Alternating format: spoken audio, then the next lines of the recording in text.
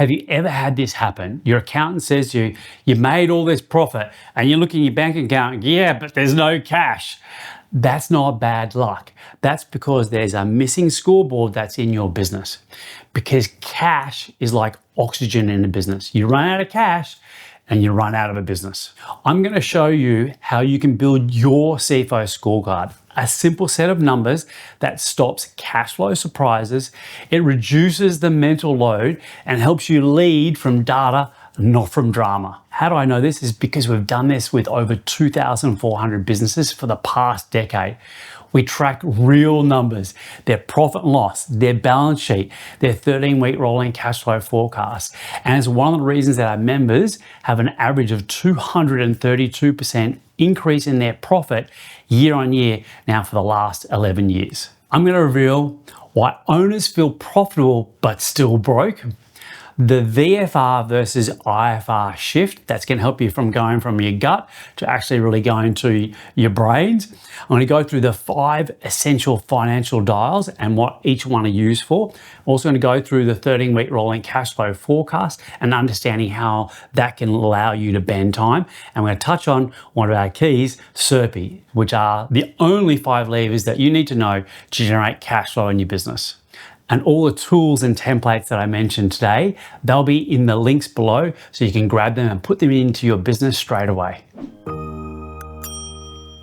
Most business owners are running their business like a pilot who's flying on a clear day.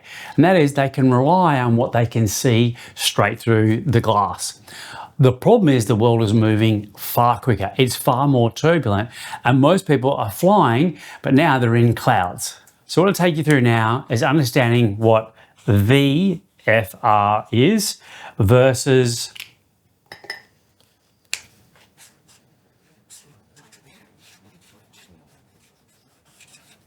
IFR. Most business owners are flying their business by visual flight rules. What that means is if you're a pilot, you're allowed to fly a plane that you can see and look out of the window. You don't need to use your instruments to fly necessarily. So you can see, and which means you can only fly the plane when it's in nice sunny weather, there's not too much clouds.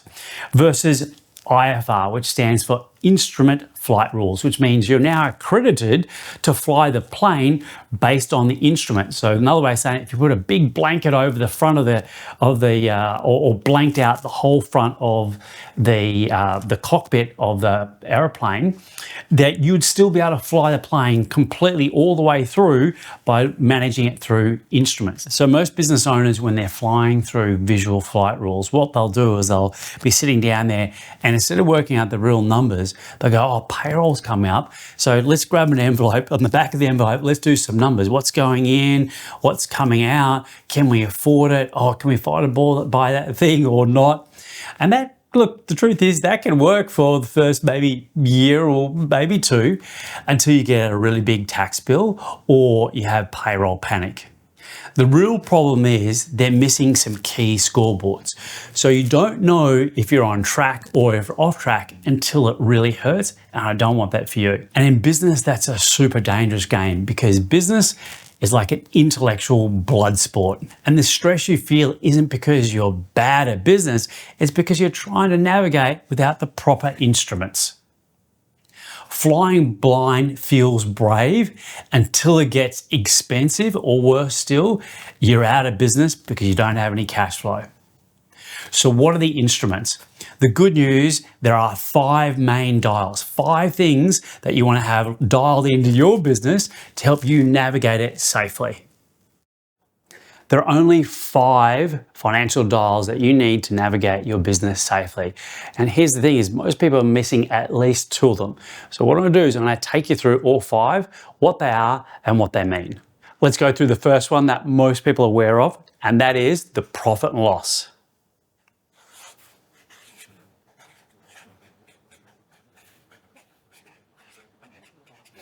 Now that's recorded every month. But one of the things that people realize or don't realize about it, it's a useful, really useful document, but it's fiction. What's written in there is a story. It doesn't equal what actually happened and what actually moves in your bank account. It's a performance story. It's not the cash story. So let's jump into dial 2, which is looking at your balance sheet. Now, the balance sheet, you also want to be looking at that every month. But the balance sheet is different. It's actually the ultimate scorecard. The balance sheet is actually fact.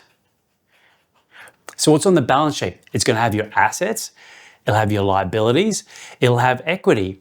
It'll actually show you what has transpired. So if someone tells you, oh, you don't need a balance sheet, you'd be surprised the number of people who come to us that their accountant tells them, you don't need a balance sheet. If you hear that, that's not advice you want to take. You may need to go somewhere else.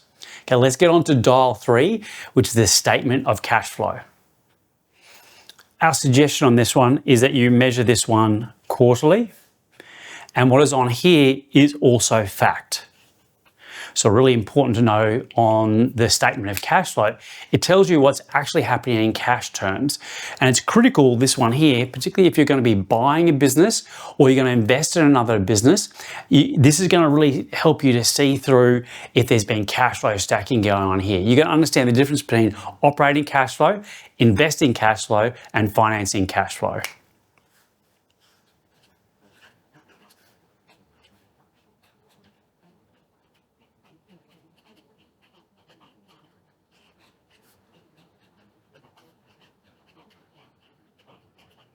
And the reason that's pretty important to understand is because you're buying, if you're going to buy a business particularly, you want to see what's the operation, what's the free cash flow, what's the cash flow that the business can spit off, rather than what happens if you go back in time in the last GFC, when the Lehman Brothers went under. What was happening is they were selling off assets, and the cash was driving the business, and it was basically lifting it up. So what you want to know is cash is not always equal. Did it come from the operation of the business? Was it investing business, or was it financing cash flow? So this here is going to give you a really good idea of what is actually happening in the cash flow of the business. And understanding this also helps you understand or start to get more in alignment with understanding how to predict the future. The 4th dial is the strategic spending plan, aka your budget. And with the budget, depending how you do that, I'm going to suggest that every 6 months that should be looked at and upgraded. Depending how big your business, you might need to do a little bit earlier, but most people don't need to get in and change their budget too much. Now, the budget is a little bit interesting because the budget is fiction. But what's really interesting is a lot of people don't realize that out of the 5 financial dials, there are only 2 that are forward facing, and the other 3 are reverse facing or rear view facing, which I'll come to in a moment. But this here, the important with this one here, I know a lot of people when they use the word budget, I'll put budget here,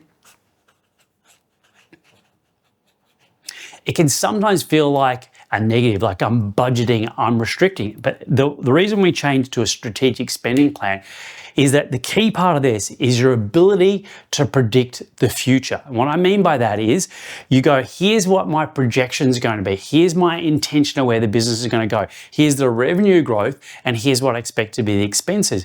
And so the game you want to have, and the gamification of this, is how can you, as accurately as you can, you say you're going to do something, how close can you get to actually marrying that up?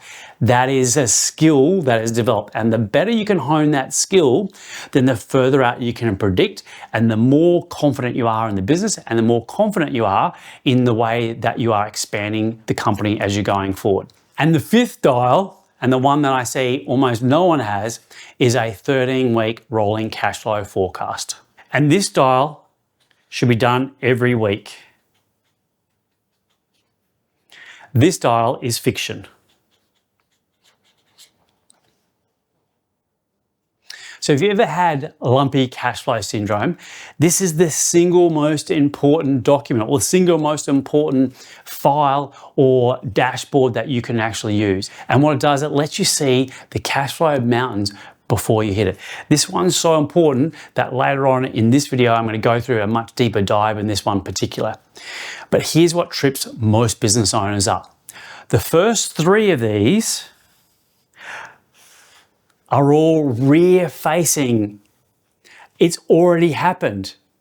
If you're only looking backwards, you're going to find the problems way too late.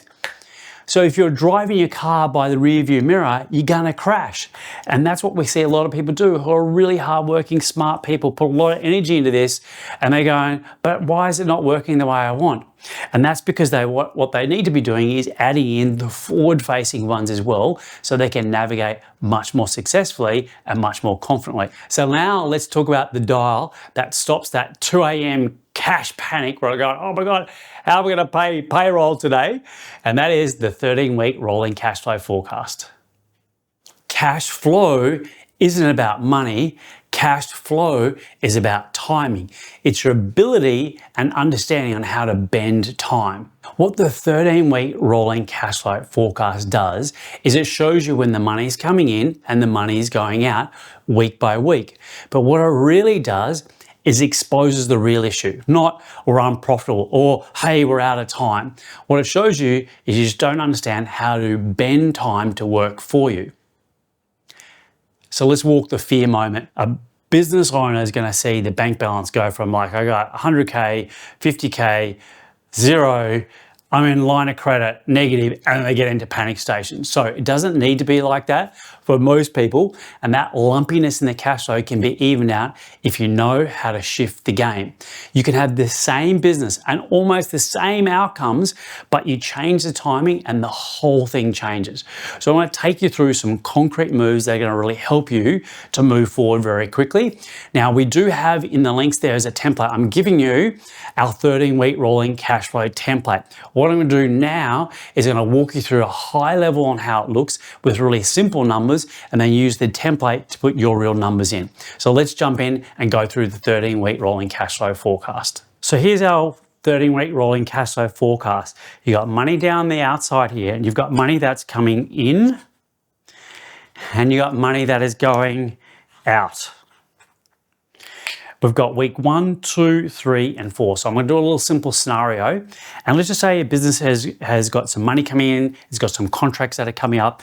And let's just say they've got money coming in and they've got $20,000 coming in week 2. Week 3, they got $30,000, and week 4, they've got $60,000 that is coming in. Let's jump into the outflow. So let's say the outflow is a little different, and that in the first week, they've got outflow of $40,000, so negative $40,000 going out. Then they've got a negative $30,000 going out, and they've got a negative $20,000 going out. So if you look at this business, and this is what we see happens every day of the week, is that business owners will come in and they go, oh, I got minus $40,000, I'm freaking out. Then the next week, I got 20 coming in, 30 going out. So I'm minus 10, but I've also got the minus here. So I'm actually now minus 50, and I'm only 2 weeks into the month. It's like, I'm freaking out. Then I've got minus 20 plus 30, so I'm 10 ahead. So I get ahead, so I'm now minus 40. And it's not till we get to the end of the month and we go, right, I've got now, there's 0 expenses on here, or there's 0 outgoings, but I've got 60 coming in, I'm minus 40. Overall, for the month, I'm now ahead $20,000. Happy days. No, not happy days, because for the whole month, they've been freaking out. At the end, they're like, and they're just falling across the line and like, I just made it. Now, I'm going to use simplistic examples. I want you to use your numbers when we go through, but I want to show you an alternative. Now, if we just understand, if we can bend time, now there's plenty of ways. We actually have some deep dive training on how to use this and scripts on how to say it as well. But if we just move one number and we said, okay, let's have a look at week 4 and let's talk to these people. And let's say, we're going to do your job earlier. We're going to make it happen earlier. And we're going to bring that up into week 1. So we don't have it here, we've got to come in week 1. What does that do? Just by moving one number, what does that do here? So we've got $60,000 coming in and $40,000 going out. We're now plus $20,000. Hey, beginning of the week, or the first week of the month, and we're doing well. This one here, we've got 20 coming in, 30 going. It's still a minus 10, but we're ahead 20. So, okay, great. We're now here at 10. So we're here plus 10. We're still in cash flow. It's like, oh, it's coming down, but we're not negative. At this point here, we've got 30 coming in, 20 going out. That means net, there's 20 that is, there's 10 that's coming in. So we've got 10 plus 10, That equals 20. And the fourth week, there's nothing in that week from expenses, and we brought that 60 grand ahead. Now, what the difference is for these two business owners is one business owner went through 4 weeks, and it wasn't until the last week, it was probably the last day that they got paid, and then they got their 20K, and they were stressed. Business owner number 2, on the other hand, had 20,000, 10,000, a little bit nervy, but then I went up to 20,000 and they finished the month $20,000 in the positive. Two completely different scenarios, and just by understanding how you can bend time can allow you to change cash flow. The exact same business, in fact, the exact same numbers, and yet you have two different scenarios.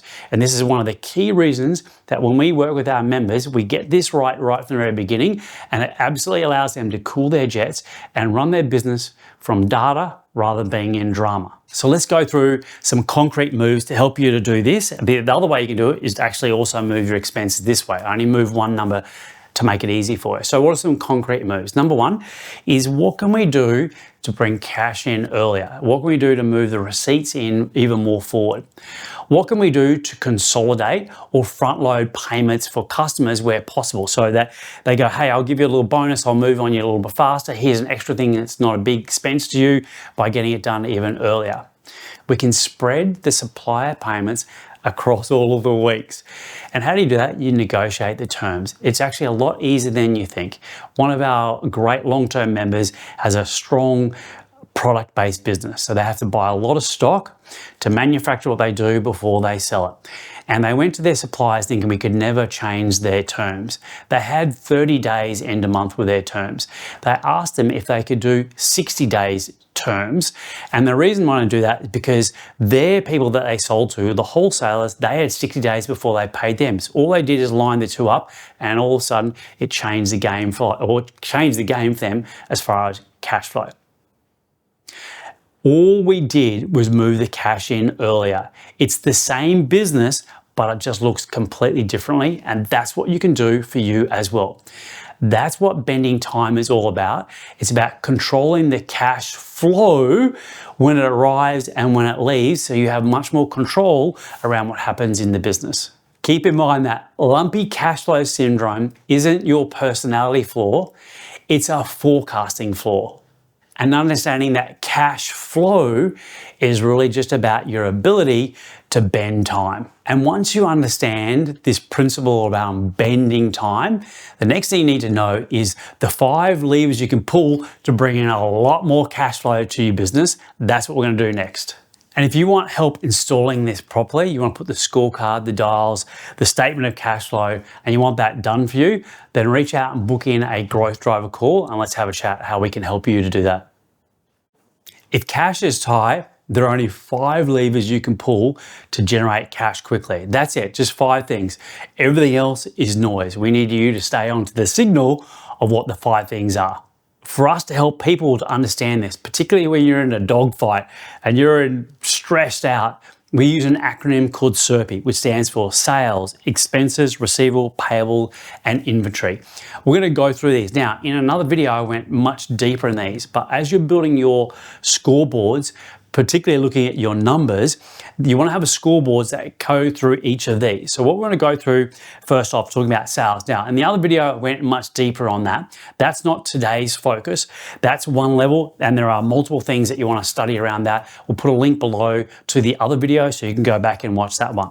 What we do want to do is go through these ones here, because these are what you're going to see on those 5 dashboards that we talked about.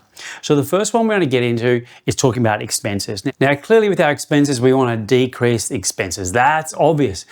But the real waste is often hidden. It's inefficiencies, and for a lot, if you're in a service business, it's work in progress. So inefficiencies really hurt businesses a lot more, or rework, or wastage if you're in the food category. So that's expenses, and you're going to see that on your profit and loss. So now let's talk about receivables. Now keep in mind, these are the 5 levers to generate cash. We've got more sales coming in, we've got our expenses being reduced, and people go, well, that's my job done. No. And the thing is, these 2 things here, this is what you'll see on your profit and loss, which is where most people look. What they don't look at is they don't look at their balance sheet and they don't look at it enough. So on the balance sheet, we're going to see receivables, but in particular, what we're looking for is receivable days. That's how long it takes for you to get paid. So for example, let's use this as a guide. If we can move a business from 40 days down to 12 days, it creates a huge cash flow swing in the positive to you. You don't even change the revenue, you're not doing extra sales or even extra expenses. All you're doing is you're bringing that money up much earlier. And in particular, if you want to know how to do that, we do have a training that goes through in detail how you can do that really elegantly so you don't feel like you got to wash yourself afterwards because you felt icky about asking someone for money. We've got whole scripts on how you can ask for your money and how you can ask for it a lot easier and simpler in an elegant way that the other person loves as well. Let's jump to the next one. We talk about payables. Now, payables, well, specifically payable days, how long it takes you to pay someone. Now, the way we want to do this is we want to delay that as long as we possibly can. However, we want to do that ethically because you do that long enough, they're not going to work with you. You won't have suppliers or people you can work with. So what you want to do here is you want to pay as long as you can. And a lot of times it's just a matter of having a conversation with them. So ultimately what we're doing here is we want to increase the number of days while maintaining amazing relationships with them. Big businesses do this all the time. The point is to learn to play the rules of the game without burning trust. The next one I want to go through is inventory, or specifically inventory days. Now, some people go, I don't have inventory. I'm a service business, so I don't have that. Yes, you do. Your inventory is different. In a service business, inventory is work in progress. What's the backlog look like? It's the same thing. It's your ability to get those as quickly as you possibly get the inventory out. Inventory, think of inventory or inventory days is how long does that thing sit on the shelf for? And our job is to move that inventory as fast as we possibly can. So physical businesses, well, how fast I can get the thing moving through the off the shelf, and a service business is how fast can we get through our work in progress to reduce that number of days down to the smallest amount that we can possibly do.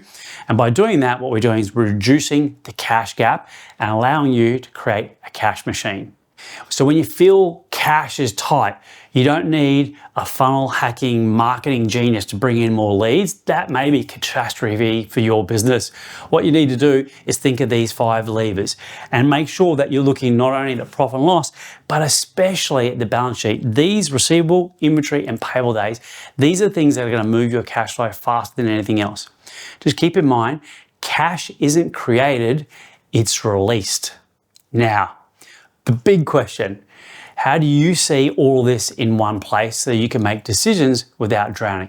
That's what we do when working with people, to bring it all together in one CFO scoreboard. Now, the truth is, most business owners don't even know if they're really making money. They don't know one critical number, and that's their break even. Most owners have many of the numbers. They just can't translate those numbers into what it's actually trying to tell them. When a business is expanding and scaling, one of the most important numbers to understand is the break even for the business. And the break even changes. You want to have a hard break even and the break even for profit. So let's talk about what is a break even. I like Warren Buffett's quote on this one, really simple.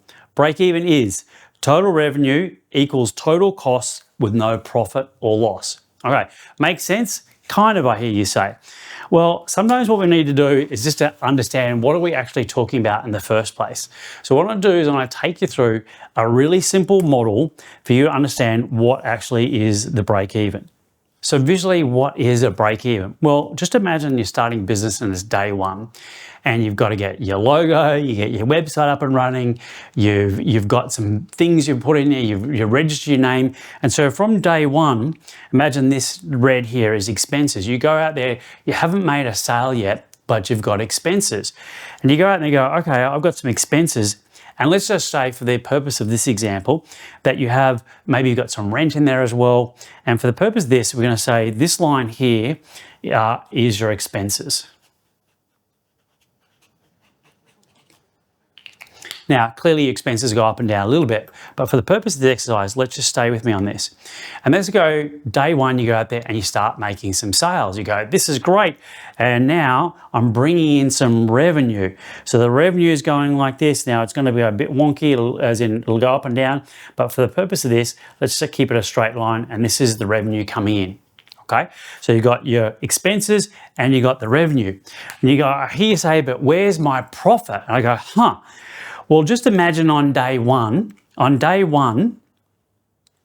you haven't made a sale and you've got expenses. So you've got money that's gone out, no money that's come in at that point. So what's your profit look like? Is it a positive? No, it's a negative. So our profit is a negative at this point here.